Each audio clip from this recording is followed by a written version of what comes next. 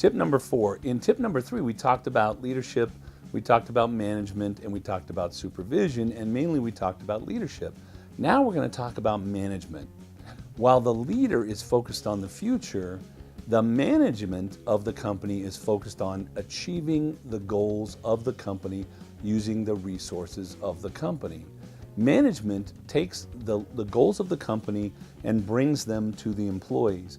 Management makes sure that the employees have what they need, training, education, knowledge, tools to do the job correctly, and management works with the employees to get rid of all the excuses that the employees might have so that the employees perform. Now, let's talk excuses as a part of that, because if you're a good manager, you're literally having conversations with your employees routinely. You set goals up for them that match the goals of the company, and managers are supposed to help employees get rid of their excuses. Now, some excuses that the employees have that they cannot perform are legitimate excuses.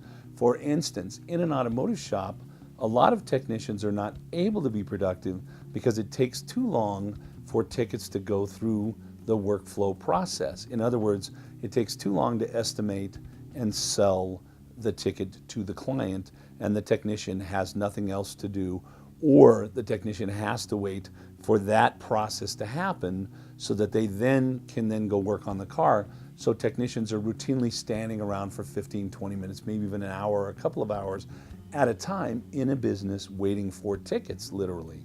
Now, if that's happening, no matter how much pressure I put on the technician, they are not able to perform. This is what we call a legitimate reason or a legitimate excuse.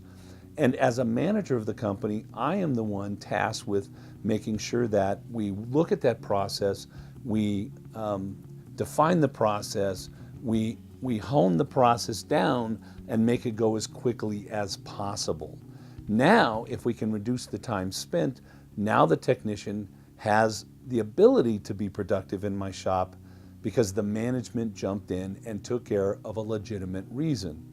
Now, there's also reasons that aren't legitimate. There are real excuses. The service advisor doesn't like me. I don't know, a lot of times guys will talk on the phone and waste a lot of time, and they're unaware that they're wasting that time, but they're not able to produce. Managers also have to take care of those kind of excuses. They need to sit down and communicate with the employee and help the employee understand when it is the employee's problem that they're not productive or they're not getting their job done, so that the employee can come up with solutions to those problems. A good manager is consistently working with the employees, and they're willing to do just about anything for the employee other than do the job themselves. Now we come in with supervision. In some instances, the employee needs to be trained. Now, the manager may be a supervisor and train that person. Training is a supervisory role. Training can be a management role, but basically, when you go into training mode, it's going to be supervision. Or they can hire someone else or ask someone else to train the employee, but they have to make sure that the job gets done. I think some owners of automotive shops believe that, I've got to be the leader, I've got to be the manager, I've got to be the supervisor, and I have to be the doer. Well, frankly, you can't do all of that and be successful and help your employees be successful. So in management, leadership's focus is focused on the future.